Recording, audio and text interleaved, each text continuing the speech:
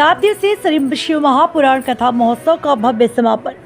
गुरु दक्षिणा में 5-5 पेड़ लगाने की अपील। शिवनारायण धर्म एवं अध्यात्म की नगरी शिवनारायण धाम में केशरवानी परिवार द्वारा आयोजित 7 दिवसीय श्री शिव महापुराण कथा महोत्सव का भक्तिमय वातावरण में भव्य समापन हुआ। अंतिम दिवस कथा स्थल पर बड़ी संख्या में श्रद्धालु पहुंचे। व्यासपीठ से श्रद्धालुओं को शुभ आशीर्वाद व मंगल कामनाएं देते हुए धर्म, संस्कार, पर्यावरण संरक्षण और सेवा का संदेश दिया। 7 दिनों तक चले कथा महोत्सव में भगवान शिव की महिमा के साथ भगवान श्री राम के जीवन चरित्र और भक्ति का भी भावपूर्ण वर्णन किया गया। कथा के दौरान कहा गया कि राम नाम ही जीवन का सार है। छठे दिवस सबरी की राम की कथा का वर्णन करते हुए खरौद शिवनारायण एवं गुरु घासीदास जी की पावन भूमि को नमन किया गया और शिवनारायण क्षेत्र को पूर्ण तीर्थ क्षेत्र बताया गया। वहीं गुरु दक्षिणा में 5-5 पेड़ लगाने की अपील की। कथा के अंतिम दिवस व्यासपीठ से शिवनारायण वासियों से गुरु दक्षिणा के रूप में 5-5 पेड़ लगाने की अपील की गई। श्रद्धालुओं से कहा गया कि धर्म और भक्ति के साथ पर्यावरण संरक्षण भी प्रत्येक व्यक्ति की जिम्मेदारी है। मैं आपके चैनल से आप सभी मीडिया वाले को ये बताना चाहता हूँ कि जो आज हमारे 7 दिन का शिव महापुराण का अंतिम दिन था, जिसमें सारे पत्रकार बंधु, जितने पुलिस स्टाफ थे, थाना स्टाफ थे, नगर के बहुत सारे ऐसे व्यक्ति थे जो दिल खोल के हमारे कार्यक्रम में सहयोग किए और पूरे नगरवासी की तरफ से मैं सबको दिल से धन्यवाद देना चाहता हूँ। इस कार्यक्रम को बखूबी से अच्छे से निपटाया, किसी प्रकार की बात विवाद या कोई प्रकार की यहाँ से परेशानी किसी को नहीं हुई और इसी प्रकार की कार्यक्रम हमारे परिवार द्वारा लगभग हर साल करवाने का सोचे हैं, जैसे प्रभु की कृपा। और मैं सभी को धन्यवाद देना चाहता हूँ। आगे भी हमको ऐसे आप लोग को सहयोग मिले और ऐसा सुनाने कार्य कराएं हम लोग। शिव महापुराण कथा के दौरान तगड़ी बारिश हुई, श्रद्धालुओं का जो अपार उत्साह था, वहीं बधाइयाँ भी देते थे और एक कीचड़ सी जगह में भी वो लोग बैठ के कथा श्रवण करते थे। देखिए, हमारे तरफ से जितना ज़्यादा हो सके व्यवस्था किए थे, पन्नी की भी व्यवस्था किए।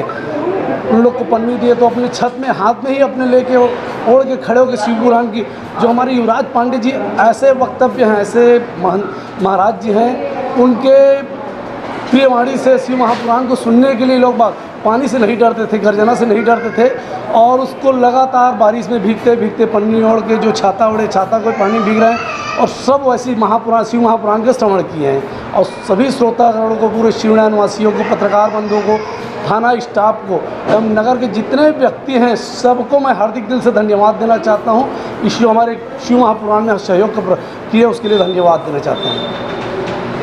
भगवान देवादिदेव महादेव लक्ष्मणेश्वर महादेव और भगवान के परम प्रिय भक्ता, क्योंकि भगवान से ज़्यादा महत्वपूर्ण भक्ति की है, तो सबरी माता की जन्मस्थली है और भगवान शिवनारायण तीनों के अहेतु की कृपा, इन तीनों के संगम और साथ में यहाँ 3 नदियों का भी संगम और श्रोता, वक्ता और कथा, ये 3 संगम, यानी टोटल 9 प्रकार के संगम इन 7 दिन में हमको देखने को मिला।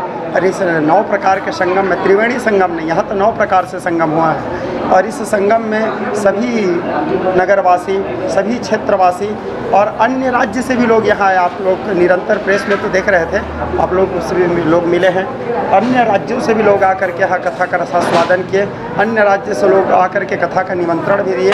और मेरे इस सत्र का सबसे पहला कार्यक्रम शिवनारायण से था। ये मेरे लिए परम सौभाग्य का विषय था कि ऐसे धर्ममय भूमि, ऐसे तीर्थ भूमि में मेरा साल का शुरुआत हुआ है। मुझे विश्वास है कि ये सत्र मेरे लिए बहुत सुखद एवं शुभ होगा, बाबा लक्ष्मणेश्वर महादेव और भगवान शिवनारायण की कृपा से, क्योंकि इस बार मेरा सबसे पहले कथा का शुभारंभ यहाँ हुआ है। तो जहाँ हरि और हर की कृपा एक साथ मिला हो तो फिर तो शब्दों में बयां कर पाना संभव नहीं है। तो मेरे को विश्वास है कि मेरा ये सत्र बहुत ही ज़्यादा सुखद और मंगलमय होगा। राम वन प्रद्युमन का यह जगह है, जैसा आपने बताया था, और यहाँ केवट समाज के लोग भी निवास करते हैं, नाव भी चलाते हैं, नाव का विहार भी कराते हैं, सबरी मैया की तरफ भी कर जाती है। कल मैं एक गीत गाया था माता सबरी के लिए, तो उसमें केवट के भाव को भी प्रकट किया था और माता सबरी के भाव को भी प्रकट करके, चूँकि इससे आप अभी जो सवाल मेरे से किए इसका जानकारी मेरे को था, इसीलिए सारे निषाद भाइयों को, और यहाँ सबर जनजाति के लोग भी रहते हैं, यहाँ खरोद में भी कल मैं गया था तो मिले थे, तो उन लोगों के लिए भी और सबरी माता को समर्पित एक गीत गाया था, भक्ति गीत, और राम जी की कृपा बना हुआ है इन सब के ऊपर। और कुछ कहना चाहेंगे आप?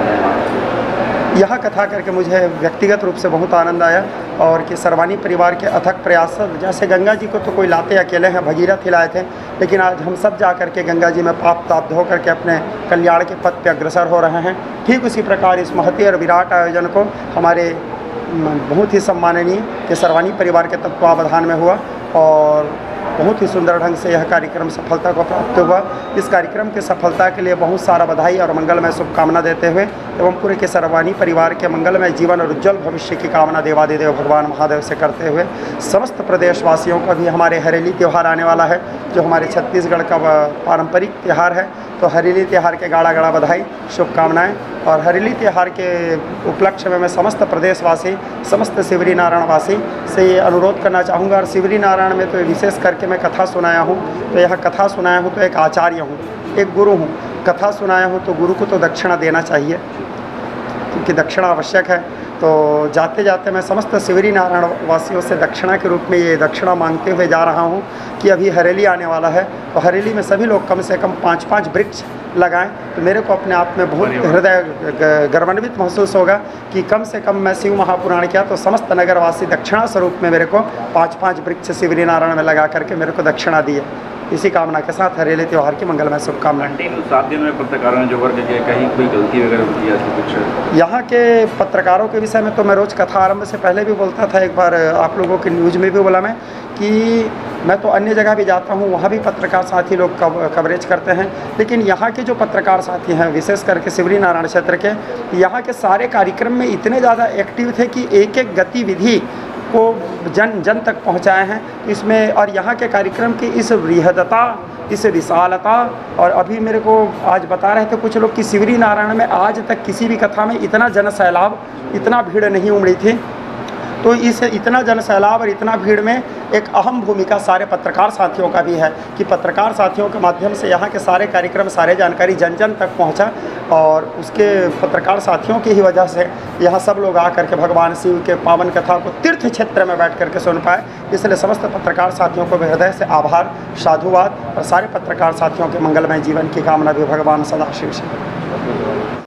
मैं ये कहना चाहूँगी कि हमारे परिवार द्वारा जो शिव पुराण का कथा रहा, पंडित जी इतना सुंदर सुनाए, हम लोग को एकदम भगवान के भजन में और पूरे विश्व में भगवान की भजन करो, उसमें ही आपका उद्धार होगा।